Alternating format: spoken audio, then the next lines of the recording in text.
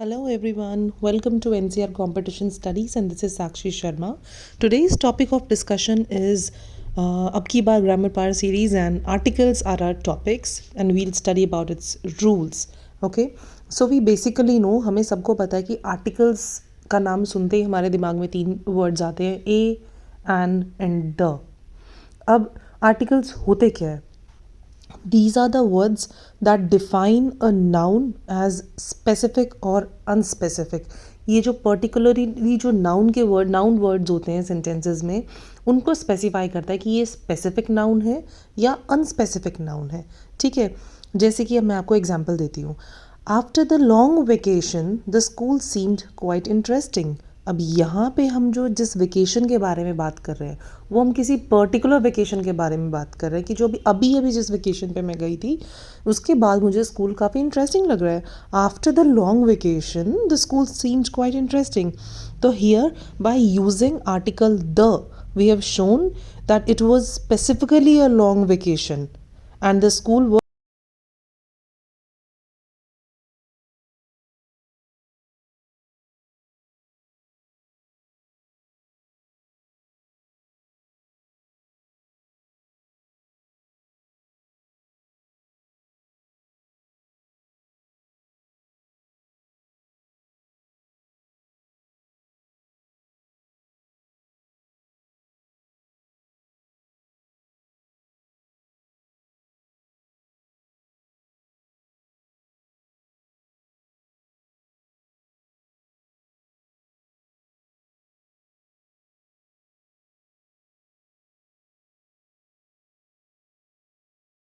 was specifically interesting.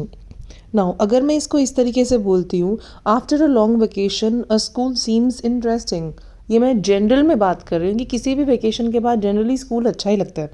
Here by using this article A V have created an in general statement implying that it is very normal, कि ये बहुत general सी बात है. Okay, अब articles कितने type के होते हैं? Articles are of two types, definite articles and indefinite articles. अब डेफिनेट आर्टिकल्स किनको बोलते हैं? डेफिनेट आर्टिकल्स के लिए हम वर्ड यूज़ करते हैं द. ये क्या करता है? It limits the meaning of a noun to a particular thing. किसी भी एक पर्टिकुलर यानी कि स्पेसिफिक थिंग के लिए ये नाउन को बाउंड कर देता है. ओके, एग्जाम्पल है जैसे कि are you going to the party this weekend. अब इसके अंदर द पार्टी मैंने यूज़ किया है. अब द पार्टी क्या है? This is a definite article which is telling, अगर सपोज आप अपने किसी फ्रेंड को पूछ रहे हैं, ठीक है, are you going to the party this weekend, तो इसका मतलब ये है कि आपके फ्रेंड को भी पता है कि स्पेसिफिकली किस पार्टी के बारे में बात कर रहे हैं. मैं किसी भी जनरल पार्टी के बारे में इसके अंदर नहीं बात कर रहे हैं ना. तो now this definite article tells you that your friend is referring to a specific party that you both know about. Okay, अब जो डेफिनेट आर्टिकल्स होते हैं they can be use with singular, plural और अनकाउंटेबल नाउन्स. ये तीनों के साथ हम यूज़ कर सकते हैं. एग्जाम्पल देती हूँ आपको इसका मैं. Please give me the pen, ये भी ठीक है. अब अगर मैं इसको काउंटेबल नाउन के साथ बात करूँगी तो कैसे होगा? Please give me the pen, please give me the red pen, the blue is not working well. तो अब मैंने इसमें द रेड पेन स्पेसिफाई कर दिया और द ब्लू ये भी स्पेसिफाई कर दिया है. आपको बात समझ में आ गई होगी कि मैं डेफिनेट आर्टिकल की किस चीज़ के बारे में बात कर रही हूँ, कि मैं किसी भी चीज़ को जो डिफाइन कर देता है, पर्टिकुलर कर देता है, उसके अंदर हम द यूज़ करते हैं. Now next comes the indefinite articles. Now what are indefinite articles? These articles takes two forms. ये दो टाइप के होते हैं. इसमें हम वर्ड अ भी यूज़ करते हैं एंड एन भी यूज़ करते हैं. अब अ हम यूज़ करते हैं with all the consonants. Consonants क्या होते हैं? वाउल्स को छोड़ करके जितने भी वर्ड अल्फ़ाबेट्स होते हैं हमारे वो सारे कॉन्सोनेंट होते हैं, जैसे कि B C D F G H K L, इस तरीके से. ठीक है, और एन हम यूज़ करते हैं वाउल्स के साथ. ये क्या होते हैं? ए ई आई ओ यू. ओके, अब इनडेफिनेट आर्टिकल्स क्या होते हैं? These indicates a noun refers to a general idea rather than a particular thing. ठीक है, जनरल आइडिया के लिए हम indefinite article यूज़ करते हैं. For example, you may ask your friend, should I bring a gift to the party? Your friend will understand that you are not asking about a specific type of gift और specific item में मुझे कौन सा कुछ भी gift लेके आना चाहिए. अनदर एग्जाम्पल आपको देती हूँ. Please hand me a flower, any flower will do. अब इसके अंदर मैंने कोई स्पेसिफाई नहीं किया कि मुझे कौन सा फ्लावर चाहिए, कोई भी काम कर सकता है.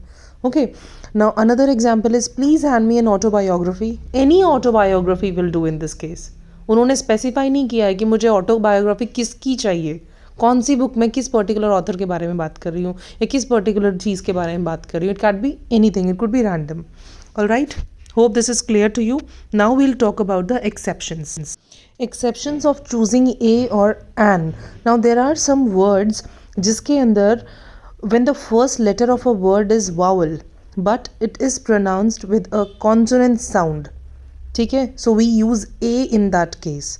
Okay, जैसे कि my father is a honest man. इसके अंदर honest में h आता है, consonant आता है, लेकिन sound किसका आ रहा है, vowel का आ रहा है. इसीलिए हम इसके अंदर in spite of consonant करते हैं, क्या आता है, my father is an honest इसको ध्यान रखिए कि whenever the first letter of a word is a vowel but it is pronounced with a consonant sound, we have to use a in that case. Alright, another example I am putting for you is she is an United States senator.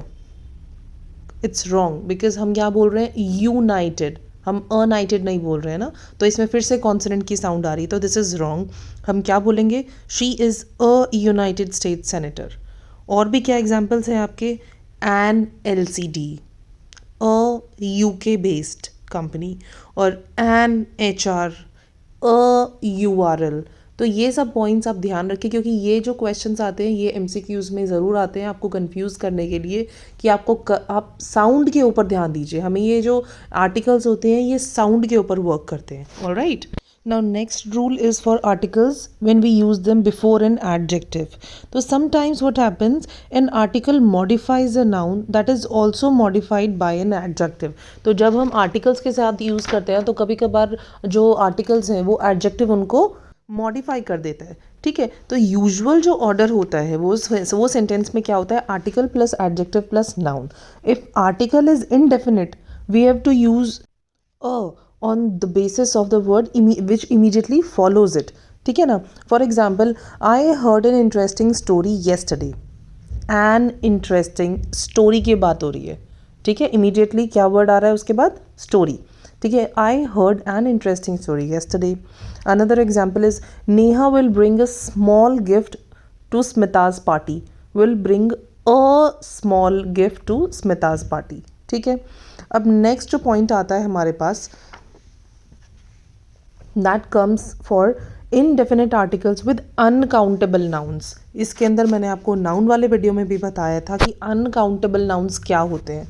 Uncountable nouns are those nouns which can not be counted और measured in number. ठीक है, जिसको हम quantity में major कर सकते हैं, number में नहीं मेजर कर सकते, उसको हम बोलते हैं इनकाउंटेबल नाउन्स. ऑलराइट, अब इसकी एग्जाम्पल क्या होती है आपके, जैसे जनरल में एग्जाम्पल्स आपको दे रही हूँ, इन्फॉर्मेशन है, एयर, मिल्क, सैंड, वुड. ये सारे एग्जाम्पल्स आपके हैं अनकाउंटेबल नाउन्स कि आप इन्फॉर्मेशन को नंबर में नहीं मेजर कर सकते कि आप मुझे 2 इन्फॉर्मेशन दे दीजिए, नहीं, आप क्या बोलेंगे, गिव मी सम इन्फॉर्मेशन. ठीक है, so you should never use a और an with them. You can use some, little और एट्सेट्रा. ठीक है, एग्जाम्पल्स देती हूँ इसके मैं आपको. Please give me a water. A water, water एक चीज़ नहीं है, सो दिस इज़ रॉन्ग.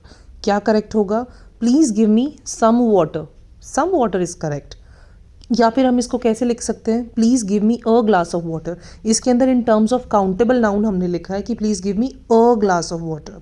ठीक है, another example is please give me an ice. एक आइस नहीं हो सकता है, सो दिस इज़ रॉन्ग. क्या लिखेंगे हम, please give me some ice. या फिर क्या लिखेंगे, please give me an ice cube. तो हमने यहाँ पे फिर से काउंटेबल नाउन की टर्म्स में जब इसको लिखा है तो ये करेक्ट होगा. ठीक है, नेक्स्ट पॉइंट आता है हमारे पास using article with pronouns. Pronouns के साथ हम उनको कैसे यूज़ करते हैं. अब अगर आप कभी भी एक पोजेसिव प्रोनाउन के साथ एक आर्टिकल को यूज़ करते हैं तो वो बिल्कुल गलत होगा. So if you are using a possessive pronoun and an article at the same time it would be totally incorrect. जैसे कि एग्जाम्पल मैं देती हूँ आपको, why are you reading the my book. इसके अंदर माई क्या हो गया, प्रोनाउन हो गया, पोजेसिव प्रोनाउन हो गया, तो ये रॉन्ग है. क्या बोलेंगे हम, why are you reading my book, ये ठीक है. या फिर क्या बोलेंगे, why are you reading the book, ये ठीक है. ऑलराइट, अब नेक्स्ट हमारे पास आता है ओमिशन ऑफ आर्टिकल्स. ओमिशन हम कैसे कैसे करते हैं. पहला तो होता है ओकेजनली, कि let's go out for a dinner tonight. A dinner tonight, गलत। डिनर के साथ हम क्या यूज़ करेंगे, let's go out for dinner tonight, ये आपका ठीक होगा। नेक्स्ट है the creativity is a valuable gift. The creativity नहीं होता है, क्या होता है, creativity is a valuable gift. तो ये ओकेजनली हम यहाँ पर नहीं यूज़ करेंगे इनको। अब नेक्स्ट होता है काफ़ी सारी नेशनलिटीज़ और लैंग्वेजेस के साथ भी हम नहीं यूज़ करते हैं इसको, ठीक है। That is preceded by an article. For example, I studied the French in high school, this is wrong. क्या बोलेंगे, I studied French in high school, because French is a language. Next is for sports and academic subjects we don't require any article. Example is, I like to play the basketball. Wrong, I like to play basketball because it's a sport. Next is, she is good at the math. No, this is a subject, तो क्या use करेंगे, she is good at math. All right. तो I hope कि मैंने आपके सारे concepts आज article से रिलेटेड पूरे क्लियर कर दिए होंगे, बट फिर भी अगर if you have any doubt please put it in the comment section and please continue for the अब की बार grammar part series for clearing all your grammar concepts and please do subscribe कर दीजिए। It gives me a lot of motivation and keep following NCR competition studies. Thank you.